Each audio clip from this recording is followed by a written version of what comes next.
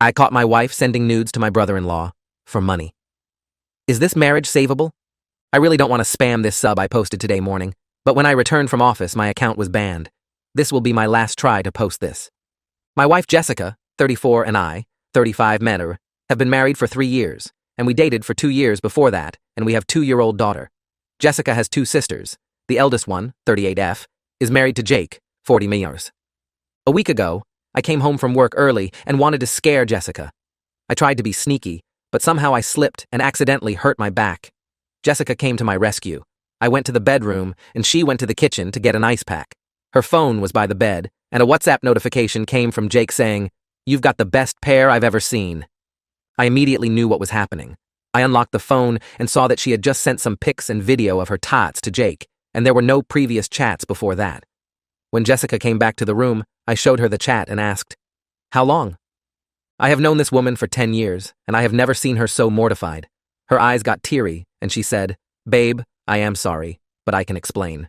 So I said, "Go on." According to her, at the end of 2019, she was struggling with money, and Jake suggested he would help her out.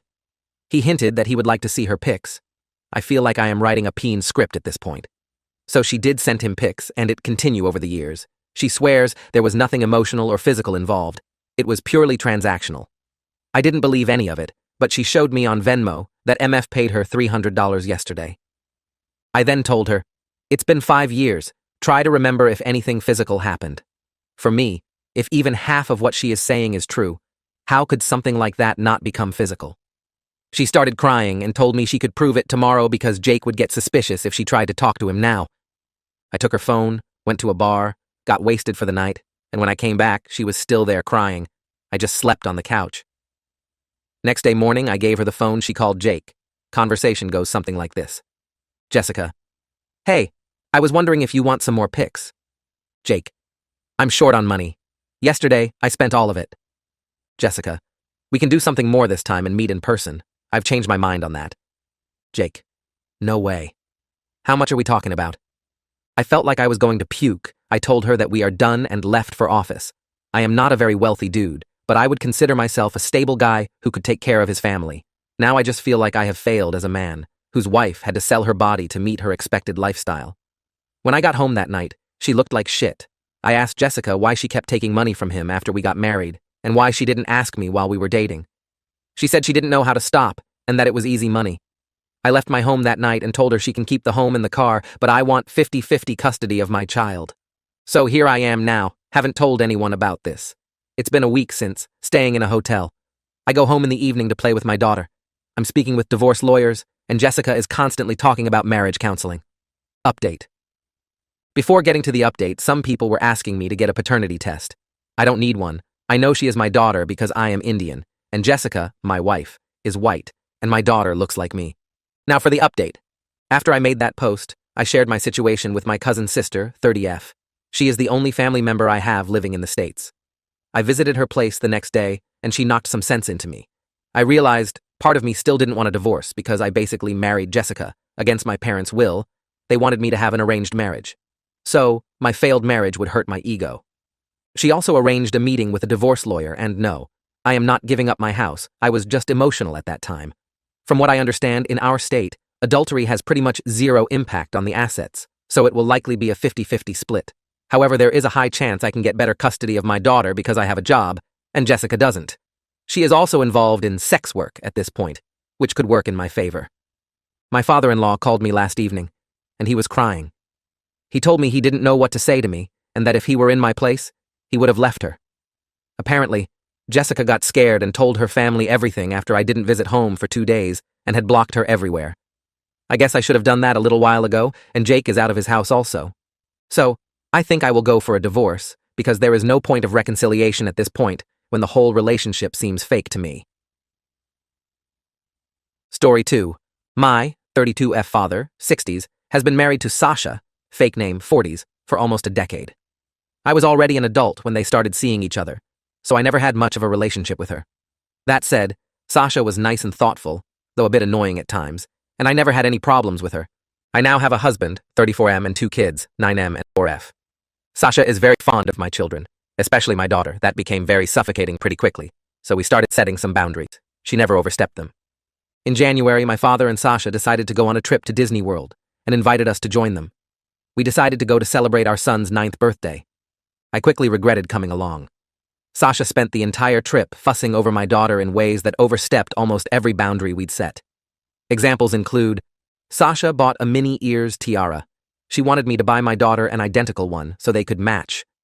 My daughter didn't like the tiara, so I bought her a Donald Duck hat instead. Sasha got her the tiara anyway and was upset that she didn't want to wear it. My father and Sasha went shopping in between parks. I told them not to buy my kids anything as we still had shopping to do and didn't want to risk making our bags too heavy.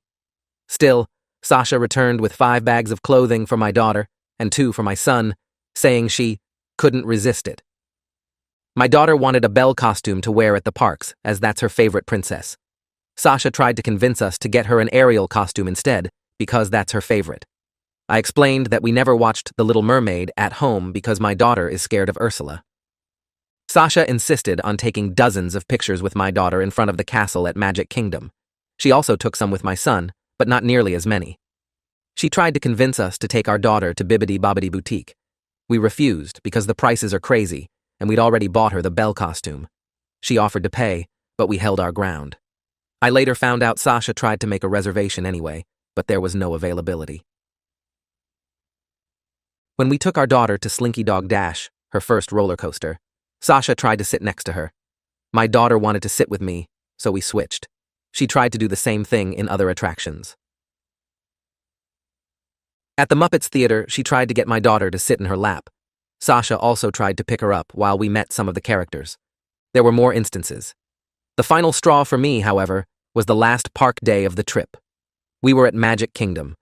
My husband suffered a minor injury, and I had to take him to the first aid station. The kids wanted to go to the Peter Pan ride, so my dad and Sasha offered to take them in the meantime. However, according to my father, the line was too long. So instead, Sasha suggested the Little Mermaid ride, assuring my kids Ursula wasn't on it. Actually, there's a pretty big Ursula animatronic there. My daughter was still sobbing and hugging her brother when we reunited.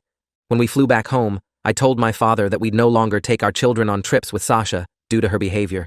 He got extremely angry. He said his wife loved my kids, thought about what they'd like to do at every moment of the trip, and that we should be grateful to have her in our lives.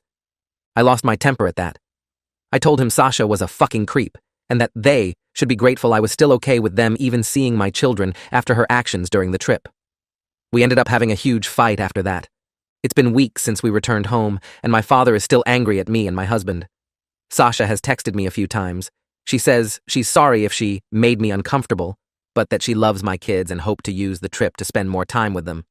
To be honest, I don't think I'm the AH here, but I do think I might have overreacted.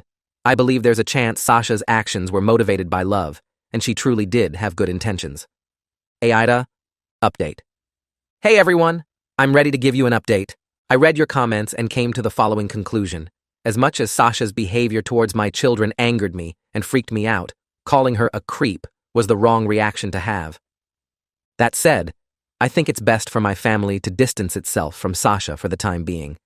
And at the very least, my previous decision to avoid future trips with her based on the Disney trip is still the best course of action.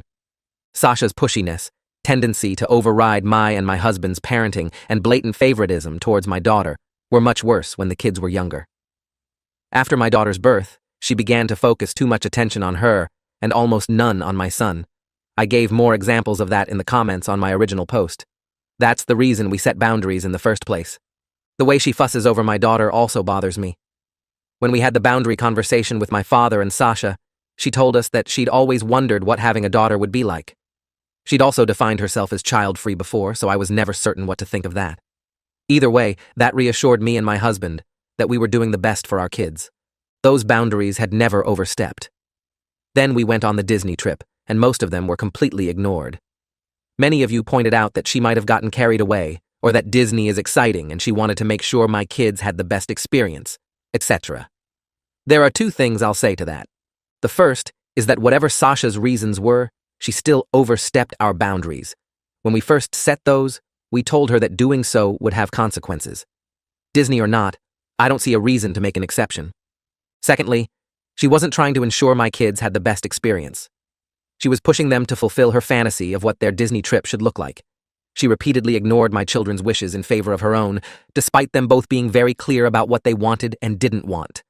Sasha also continually favored my daughter, including during my son's birthday, and fussed over her in ways that made her uncomfortable. And I still haven't forgiven the Little Mermaid thing. My daughter is a bit shy and takes a while to open up to most people, so knowing her trust was broken like that angers me in ways I can't describe. To put it in simpler terms, my children aren't props, and whoever treats them as such will, at the very least, be put in time out. I called my father and Sasha on Saturday. I apologized for calling Sasha a creep, but told them that we needed some time apart. They won't see my family until my younger sister's birthday in late April. If that goes well, they'll be invited to my daughter's 5th birthday party in May. After that, we'll slowly work on re-establishing contact. I also said that if they overstepped our boundaries again, the consequences would be more dire. My father didn't take it well. I don't care. Sasha sent me a text with more apologies, followed by a request to, at least, FaceTime my kids every now and then. I said no.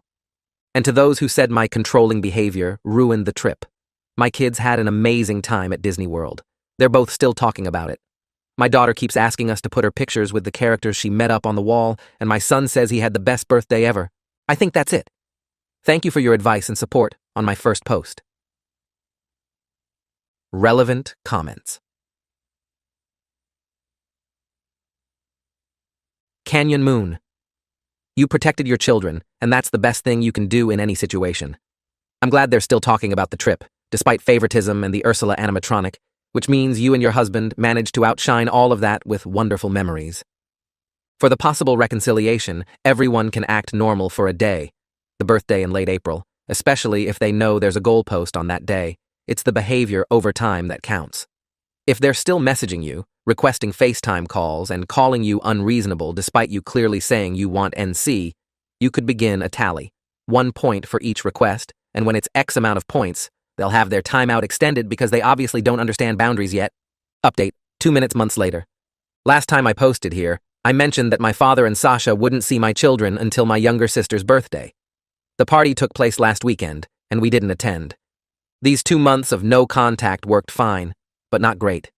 My father respected my wishes, to my surprise, but Sasha kept trying to find ways to talk to my children. She'd call me under the guise of needing to ask me something, only to later say, "By the way, are the kids around? I want to say hi." Every time she tried that, I'd remind her of what I'd told her back in March. This must have happened almost a dozen times, which was enough for my husband and I to start debating on skipping the party. After speaking to our kids, we decided not to go. They both said they missed my father, but clearly didn't want to see Sasha.